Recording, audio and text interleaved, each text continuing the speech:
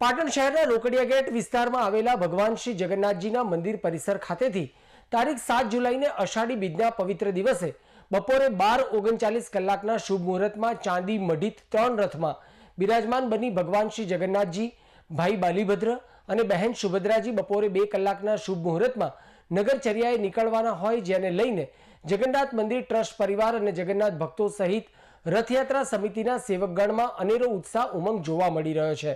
ભગવાન જગન્નાથજીની 142મી નગરચર્યાને લઈને શનિવારે આયોજિત કરાયેલા ધાર્મિક ઉત્સવ નિમિત્તે સવારે 8 કલાકે મંદિર પરિસર ખાતે 31 વિદ્વાન બ્રાહ્મણો દ્વારા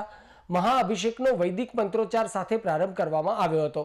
આ પ્રસંગે મહાઅભિષેકના યજમાન પદે ભગવાન જગન્નાથજીના મામેરાનો લાવો પ્રાપ્ત કરનાર અતુલભાઈ નાયક, પાટણ નગરપાલિકાના પૂર્વ કોર્પોરેટર હરેશભાઈ દેસાઈ, શિવ ટ્રાન્સપોર્ટના માલિક ઘનશ્યામભાઈ પટેલ, પૂર્વ કોર્પોરેટર સતીશભાઈ ઠક્કર અને પાટણના જાણીતા શેર બ્રોકર કમલેશભાઈ મોદી પરિવારે લાવો લીધો હતો। ભક્તિ સંગીતના સુરો વચ્ચે દરેક યજમાનના વરદસ્તે ભૂદેવોના મંત્રોચ્ચાર સાથે ભગવાનનો મહાઅભિષેક કરાયો હતો। આ પ્રસંગે પાટણના રાજકીય, સામાજિક આગેવાનો, શૈક્ષણિક સંસ્થાના વડાઓ, સરકારી અધિકારીઓ, વકીલો, ડોક્ટરો, વહીવટીતંત્ર, પોલીસ તંત્ર સહિતનાઓએ ઉપસ્થિત રહી ભગવાનના અભિષેક સાથે પ્રસાદનો લાભ લઈ ધન્યતા અનુભવી હતી।